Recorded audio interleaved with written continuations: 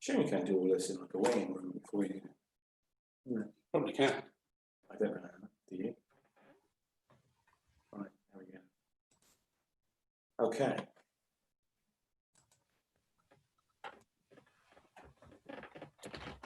Good morning. How is everyone?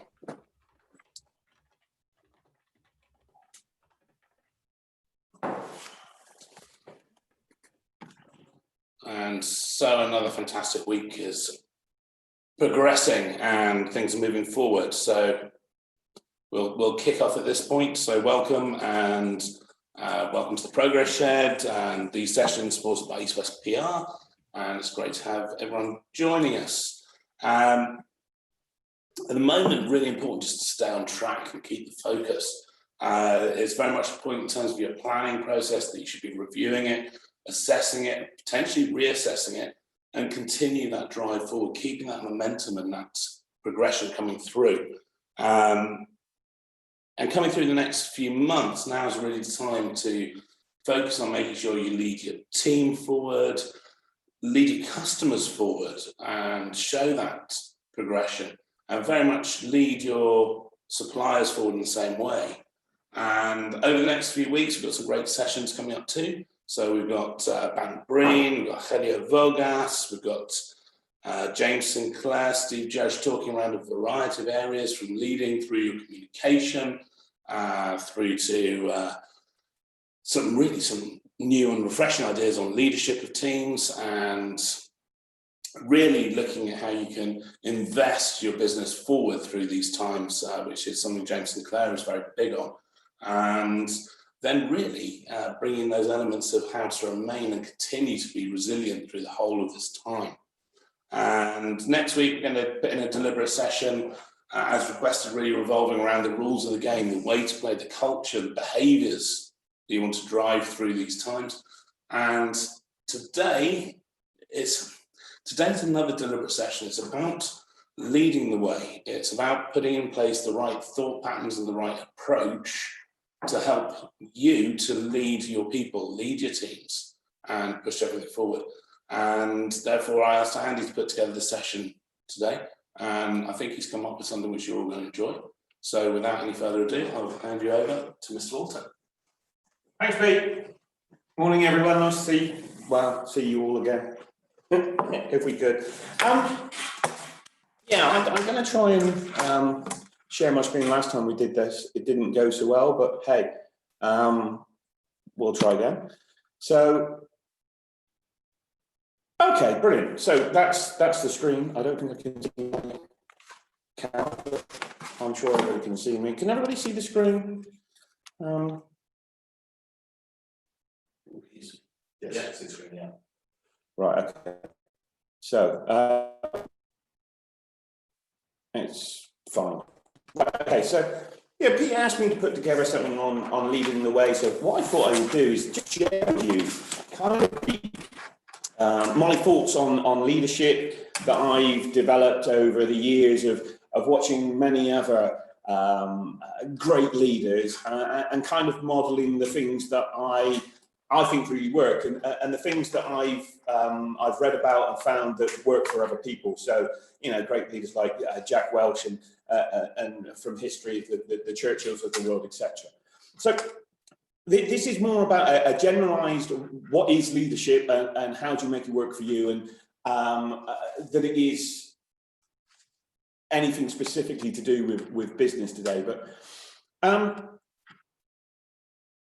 quick question. I don't know if Pete can see the chat box, but is there any such thing as a born leader?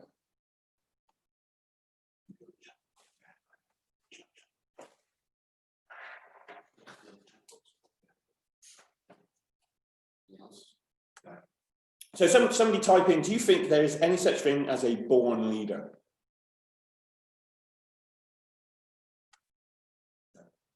Okay, yeah, it's interesting. I mean, undoubtedly, there are some people who find it easier to lead. There's some people whose lives had led them to be, to have more charisma, to find it easier to get followers. We're born with two things. We're born with the fear of loud noises and the fear of falling, and that's it. But in our early lives, we have things that, that condition us to act in certain ways. So in my opinion, being a great leader is a set of skills and capabilities. So it's a set of skills and capabilities that people can learn. I mean, the good news is that even those people that are seen to be born to lead have had to work hard to be great leaders. So, there's only three things. Peter Drucker, so the kind of father of business consulting, so there's only three things that happen naturally in organizations. That's friction, confusion, and underperformance. Everything else requires leadership. Andy, Andy, sorry to interrupt, we can't see your screen at all. You can't see the screen. No, everyone says they can't see your screen. Okay, you can't see this. Okay, hang on.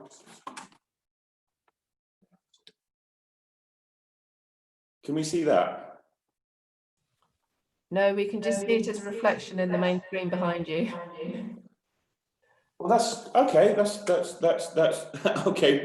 Give me a second. Let's see what we can do here.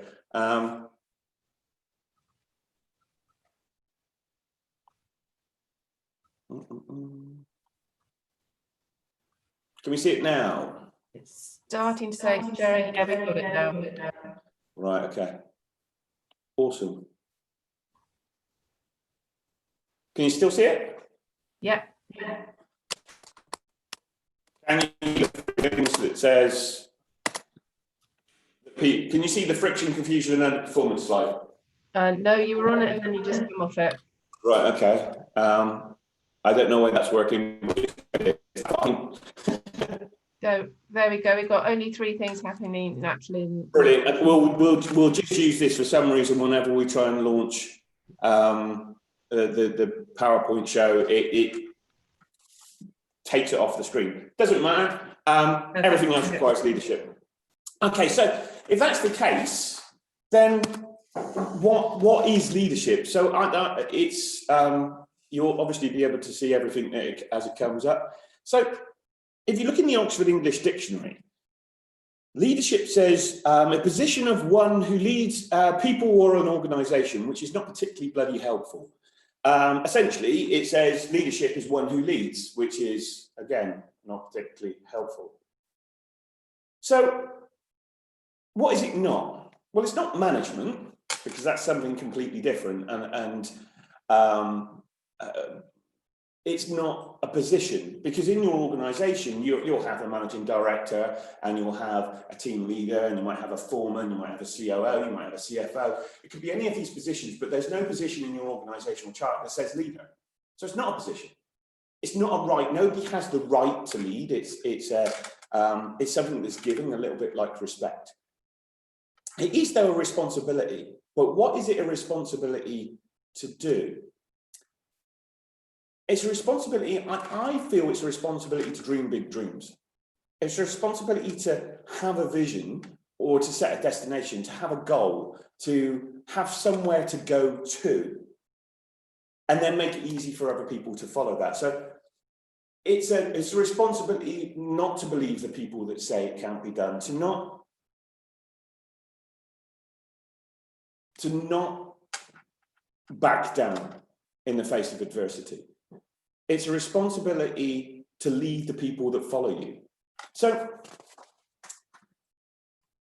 if that's the case, in order to lead, what do you need? I think you need influence. I think you need to be able to influence people. So any of you that were on and saw the Philip Hesketh one on influence and persuasion, Philip is brilliant at explaining that. But in order to get people to follow you, you're going to need a couple of things. The first thing you need for people to follow you is what? Anyone?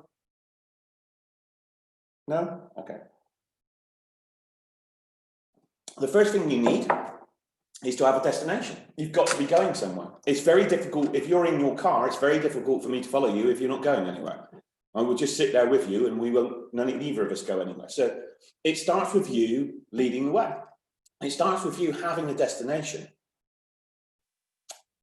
Influencing people is showing them how doing what you're suggesting gives them the results that they want. So it's how does it benefit them? How does it help them achieve what they want to achieve? How does it help them be part of something bigger than they are? In order to be credible, you're going to have to do, or in order to influence people, you're going to have to do three things. You're going to need to influence the thoughts of other people. So how they think about your vision, your destination. You're going to need to influence the feelings, their emotions, because nobody's going to take action if they don't feel that it's the right thing to do. And then you're going to have to help them create the right action. So the actions of you and other people. So you need three things. You need credibility. So you need to be believable. You need to have an emotion, a passion for what you're doing. And then you need to have a logical reason for why it's the right way. So essentially your job as a leader is to believe totally in what you're doing and then do it. So that's kind of influence. Now, around about 2,500 years ago, Aristotle was trying to come up with a way of helping his followers get their points across in debates faster than other people's followers. So this was about winning. Don't be deluded in that. However, this is a set of a way of influencing people, a way of convincing people that has stood the test of time. It covers everything from covering credibility, emotions and logic through to the power of three. So the power of three in public speaking. So this is based around public speaking in debates, but it works in every other kind of arena. So the power of three. So the power of three is no more taxes. It's location, location, location. And I'm not going to try the Latin, but it's came, I saw, I conquered. I'm not going to try the Greek either, so don't worry about that. It's kind of important because Obama used it in his election campaign, and it was homes have been lost, jobs have been shed, and businesses shattered. Churchill used it in the never in the field of human conflict, to so much been owned by so few to so many. And Lincoln used it in the Gettysburg Address with we cannot dedicate, cannot consecrate, we cannot hallow this ground. So the power of three really works. So this is all just building credibility for Aristotle rather than me. But this is Lincoln, Churchill, and Obama, who led millions of people and got millions of people to follow them through using this kind of approach. So you know, ignore it at your peril. But the point around it is that if you don't build credibility, if you don't tap into emotion, and remember that the vast majority of all decisions are made emotionally and then backed up with logic. That's actually where cognitive dissonance comes from. Cognitive dissonance comes from when you emotionally make a decision and logically you can't justify it. And then you have an argument in your brain, or actually vice versa, you make a decision logically and emotionally you can't justify it. Therefore, the two parts of your brain have an argument. So in order to influence people and get real buy-in, you need to build credibility. You need to tap into their emotional reasons for doing things, and you need to give them a logical reason. So just because you're credible does not mean that very many people will follow you. But actually, here's the interesting, if you're credible, some people will follow you just because you're credible, but not as many as you would like. If you are passionate about what you do, some people will follow you just because you're passionate about what you do, but not as many as you'd like. And just because you've got the best logical argument in the world for doing something means a few people will follow you, but not as many as you'd like. If you get all three of those things together, more people will follow you.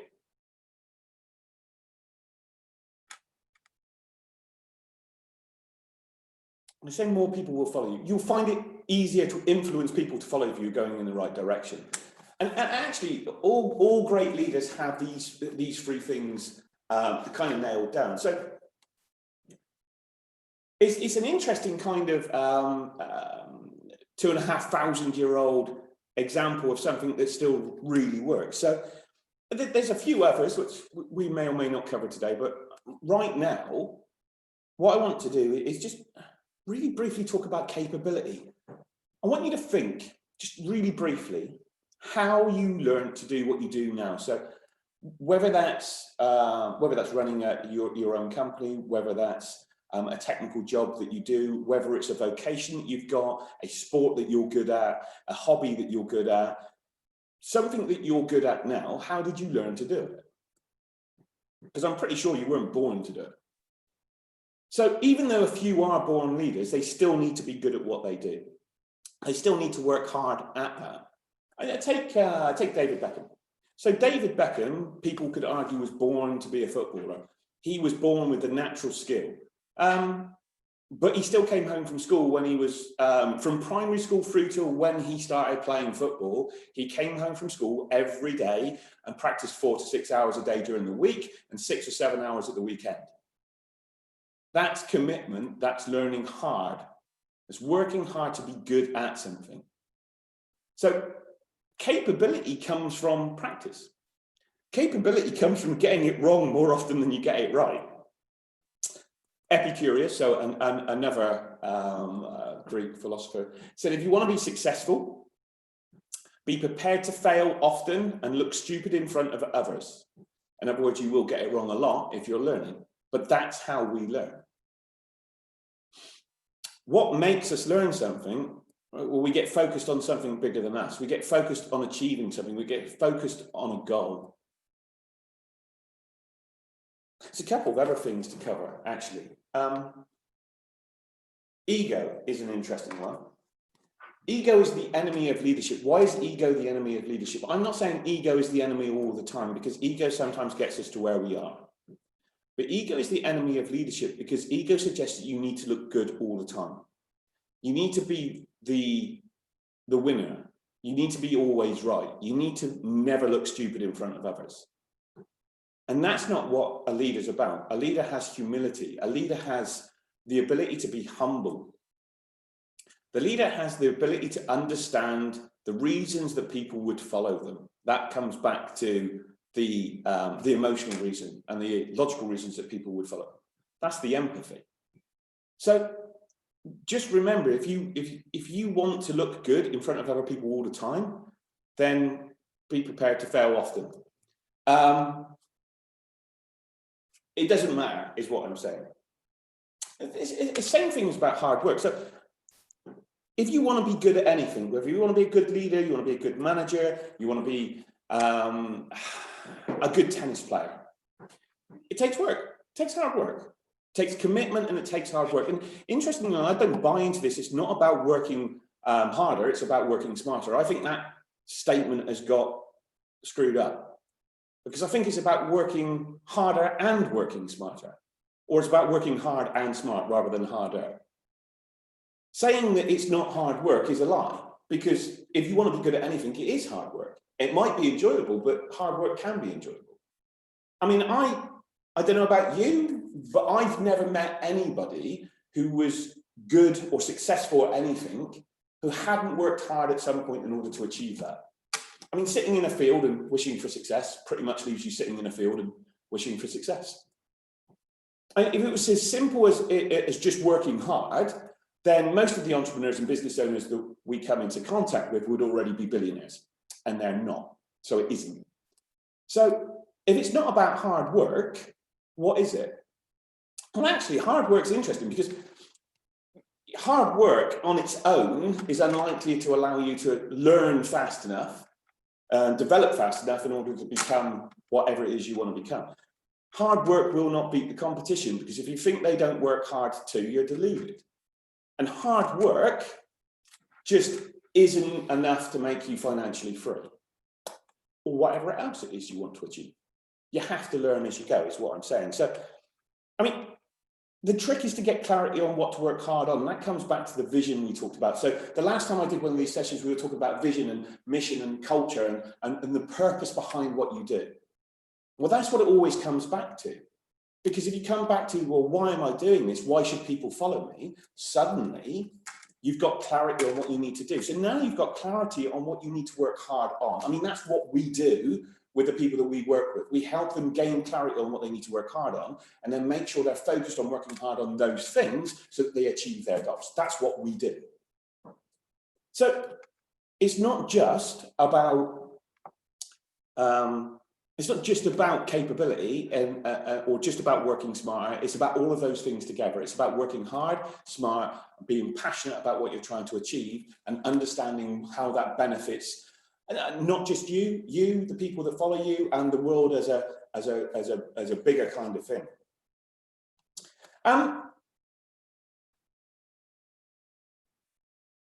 That's the only time you're probably going to see that statement from one of us. It's a little bit of a joke actually, but Simon Sinek does this wonderful speech on leadership, and you can go to YouTube and you can find it's a 45-minute speech that he does on leadership and what leaders are to him. And it's interesting because as a leader, not as a manager, not as a business owner, not as the shareholder of the business, not as the job that you do, not as the managing director, but as a leader, which is, remember, not a position. You are not responsible for the job or the results. You're responsible for the people who do the job and the people who deliver the results. In fact, I'll say that again. You're responsible for the people who do the job and the people who deliver the results. The job of the leader is to lead people.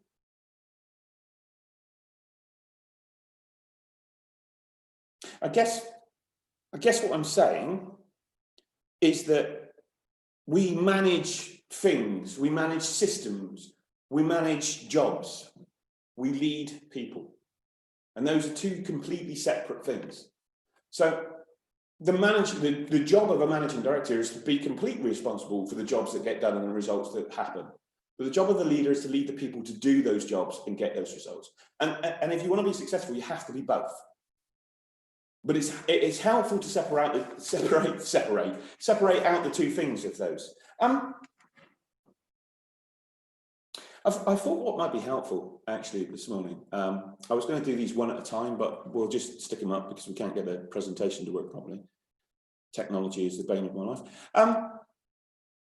There's a speech by a guy called Admiral McRaven. If you've never heard of Admiral McRaven, he is one of America's military's most decorated people. He was a Navy SEAL. He was involved in the Osama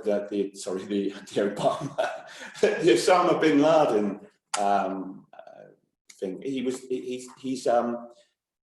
He's achieved a lot in his life, and he has some ideas on leadership. And when I first heard his speech, I kind of wrote down some notes and said, well, what do these mean to me? And I thought it might be helpful if I shared them with you and my kind of thoughts behind them. So, I mean, feel free to write these down and create your own versions of what leadership is. These kind of dealt with a lot of issues on an emotional level as well. So I just thought they might be useful. So number one is to develop leadership habits. What I mean by that is pick things that you do every day that's leadership. So that's about finding things to praise people for every day, not false praise. Take the time to find something to actually praise people for. Criticize when you have to. Have the hard conversations. Basically make leadership a habit. So do the right things, not the easy things, not the selfish things, not the lazy things. Do the right things and make that a habit. So if you make leadership a habit, it becomes what you do. McRaven's version of this is make your bed every morning, because if you make your bed, the absolute worst that can happen to you is you come home to a made bed because you made it. But make things a habit. Number two is be collaborative. So there is no such thing as a self-made person. We have all had either parents, guardians, teachers. We've all had uncles, aunties, friends, mentors, bosses, employees. We've all had people who have helped us become who we are, because we are social animals. If you take a good person and you put a good person into a bad environment, they will do bad things. And conversely, if you take a bad person and then put them in a good environment, they will do better things. That's a proven human psychological situation. You can go online, you can find the studies about this. But that's what we are. So there is no such thing as a self-made person. The more you work with others, the more likely it is that you will get yourself further ahead. So the best ideas often come from the shop floor, and we ignore them at our peril. And that comes back to ego is the enemy. So number three, be passionate. Be passionate about what you do if you want people to follow you. If you are not passionate about what you do, people will have no idea why they should follow you. And if you're not passionate about what you do, then find a way to be passionate or find something else to do.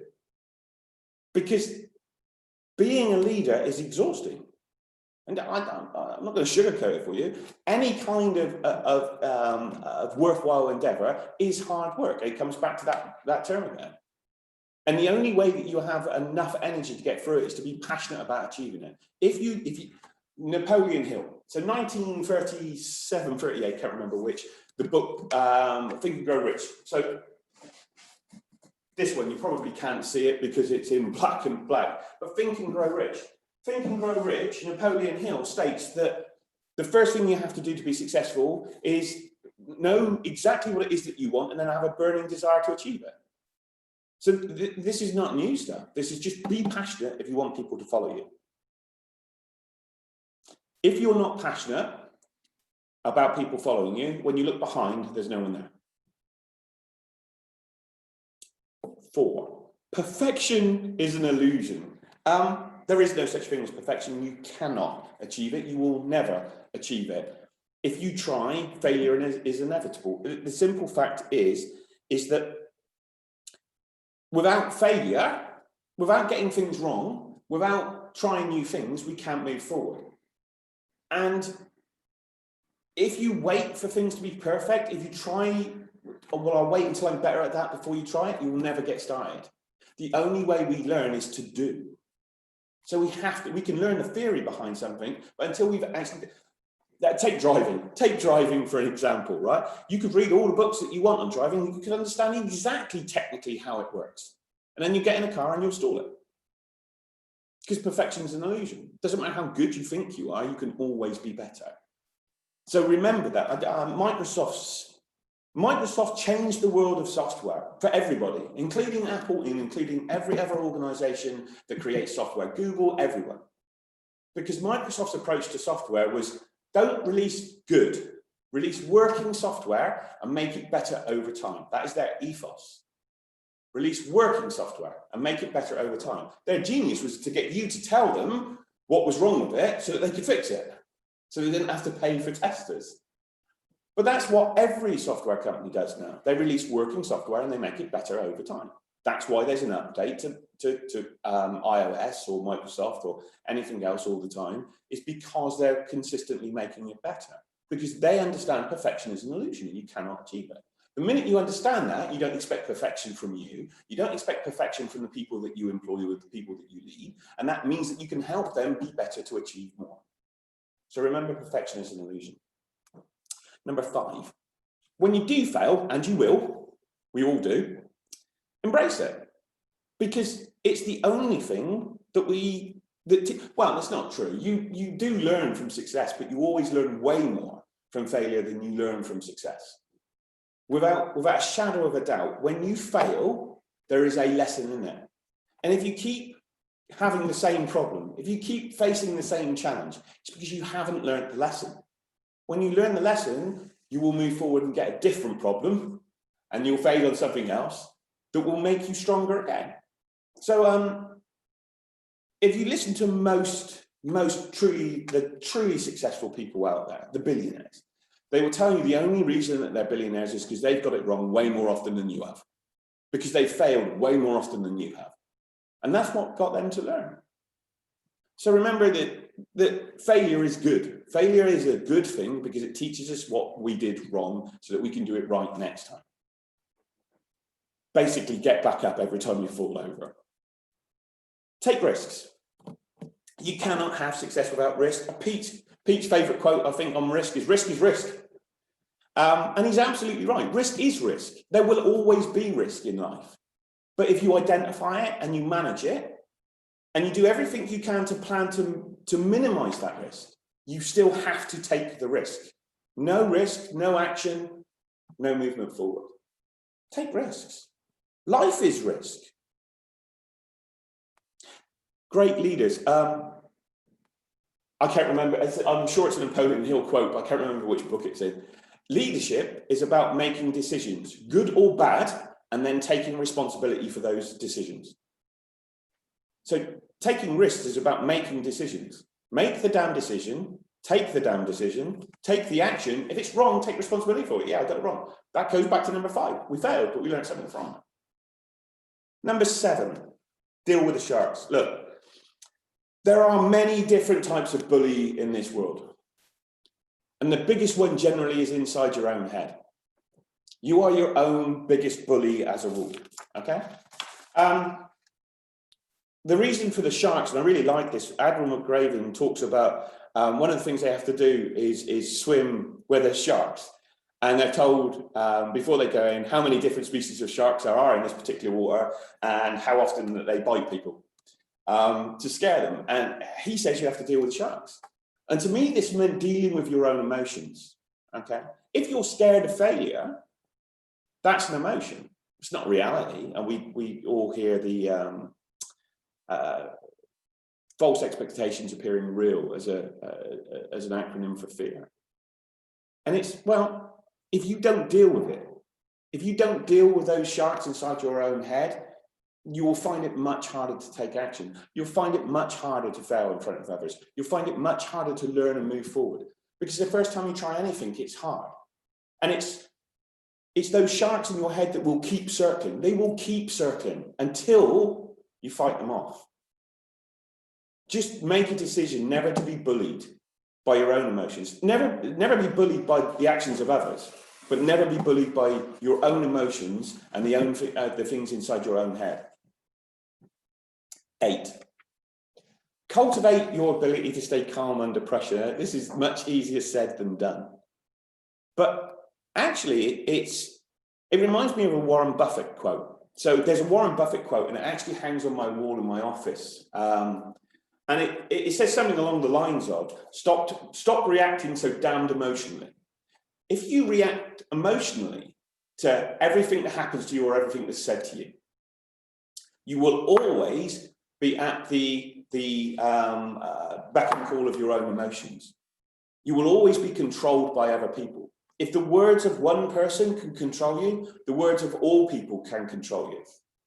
Warren Buffett says true power is restraint. Stay calm, allow it to wash over you, you'll make better decisions. Now, that's the 3rd richest man in the world. I don't know if he still is after COVID-19, but that was the 3rd richest man in the world. He kind of knows a thing or two about success. Stay calm under pressure. Don't allow it to get to you. And if it does, take a break. Number 9. I'm not sure whether this should be 9 or 10, in all honesty. Embrace and deliver hope in yourself and others is the note that I made when I first watched this. But actually, I think that is at the core essence of what a leader is. A leader is somebody who creates hope in other people because they've got hope in themselves. Revolutions, movements, change in the world all starts with hope. Hope of something can change. Hope that something can be better. Hope that they can achieve more than they've achieved right now. If there's no hope, there is no chance of success. So make sure that you're embracing hope. Make sure you're developing hope in other people, because the fastest way to develop it in yourself is to develop it in other people. They say the fastest way to learn is to teach. And it's the same kind of thing. And that's kind of an important facet, I think, of leadership that a lot of people miss, is that it's all about emotion and feeling, and then logically what you need to do. And as long as you've got the credibility, people will follow you. And number 10 is never give up. Never ever give up. And I want to read a little poem to you from, it's Edgar Allan Poe, I believe, although if it's not him, I apologise to whoever did write it. This is something that I did used to have on my wall. I haven't got any room on my wall for it at the moment, but I remember the poem, and I always find it helps. And it's on never giving up. So it's just, when things go wrong, as they sometimes will, when the road you're trudging seems all uphill, when the funds are low and the debts are high and you want to smile, but you have to sigh. When care is pressing you down a bit, rest if you must, but don't you quit. Life is queer with its twists and turns, as every one of us sometimes learns. Many a fellow turns about when he might have won had he stuck it out. So don't give up, though the pace is slow. You may succeed with another blow. Success is failure turned inside out, the silver tint in the clouds of doubt. You can never tell how close you are. It might be near when it seems so far. So stick to the fight when you're hardest hit. It's when things seem worst, you must not quit. I just really like that poem. I don't know if it helps anyone, but I remember that quite often. Things are often not easy. Leadership is not an easy thing. Leading other people, trying to achieve something great is never easy, but it is worthwhile. So that's kind of my top 10 tips. Hopefully, if just one of them resonates with someone, then this has been a successful webinar. So finally, I want to talk about environment. So for any of you that have done any work with Peter or I, you've probably come across the identity iceberg or the performance iceberg or any of the other kind of models that we use on this. And it's about environment. So the leader of an organization, whoever that happens to be, is responsible for creating the environment. So we talked about it being responsible for the people that deliver the results and do the job. So a leader is responsible for creating the environment in which those people operate. You can create an environment for either success or for failure. You need to be asking yourself which one you're creating. So environment is all about how you're set up. It's all about the culture. If you remember the last time we talked about our purpose. So our purpose was to change the business world to make it a better, fairer place. We talked about our vision to be the hub for growth and progress in every business. We talked about our mission. We talked about our values. And we talked about our culture within our organization. That's how you create an environment. You create an environment by creating things that people feel that speak to them and what they do. And look, will you always employ people that buy into your values 100%? No. But as long as they understand them and they buy into some of it, and they don't have any conflicting values, then you're good. This is what we call non-negotiable values. But the environment that you create in your organization, the environment that you create in your business is how you lead those people, how you allow them to start becoming leaders. So the true definition of a successful leader, or of a great leader, if you like, is a leader that creates other leaders. And you only do that by example and by being one in the first place. I was going to ask questions, but I haven't been able to see the question box. So ask the questions to give people time to respond. So it comes back to, let's just stop sharing that a minute so we can do this, so we can see the chat. Right, okay, so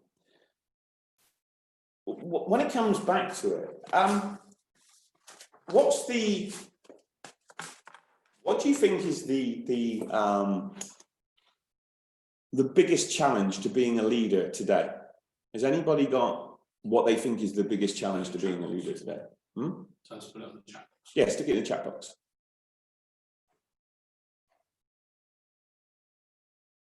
You can sing for a minute, I'd say.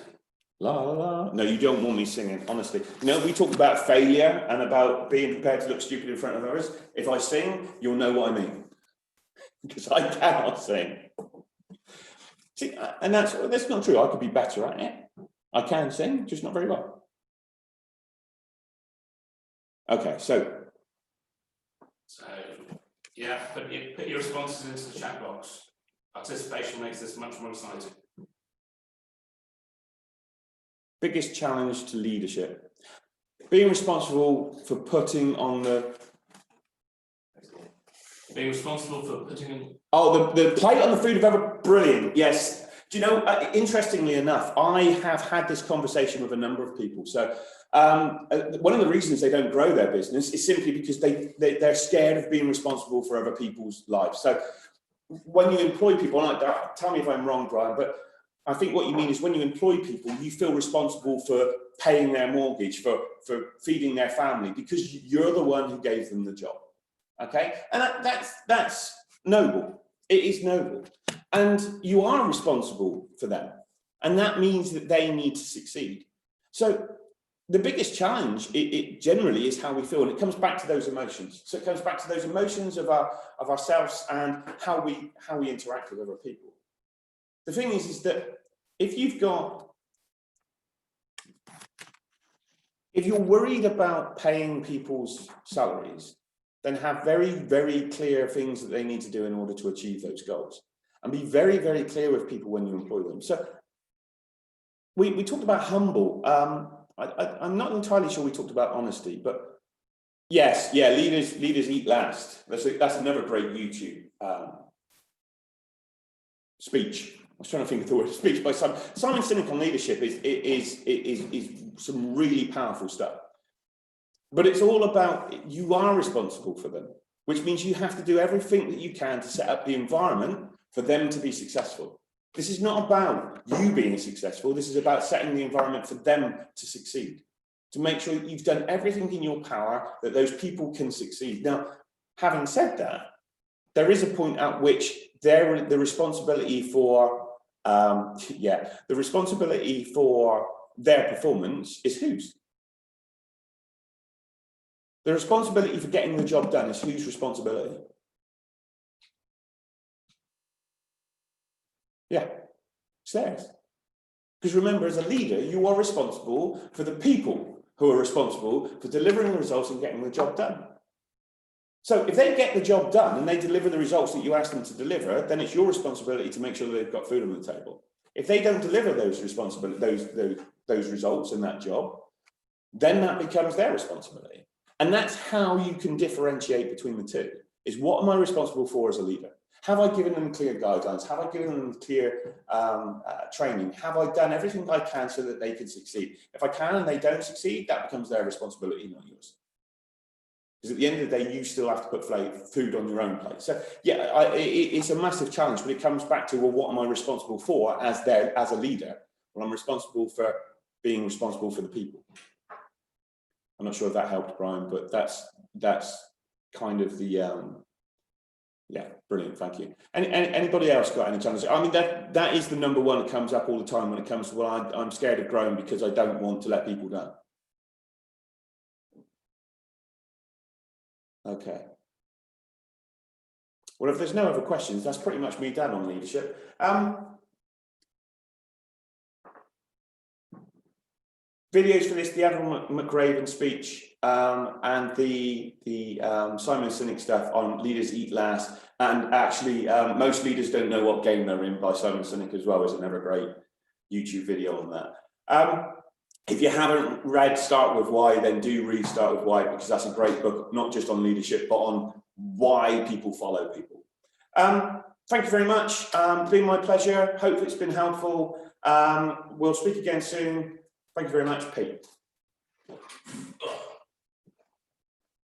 So some pretty core lessons and ideas and thought patterns in there, which I'm hoping everyone's got some ideas from that they can use, and certainly recommend reading up in some of these areas, but leading your teams, leading your people. But it goes further than that. It's about leading customers. It's about showing that you've got that ability to be in that position through the whole of this. Really important. So next week we're doing a session that's deliberately built around the rules of the game, the way to play, the way you want to play. So areas of culture and elements of the changing game that we're in and how to deal with that. So that'll be the session next week. It will be more interactive. So I will need people who are coming on to use that chat box and possibly even unmute on occasions. So on that note, if there are any more questions, please ask them. But I'm going to give you a count of 5 to stick them in. And then we'll be saying goodbye. So 5, 4, 3, 2, 1.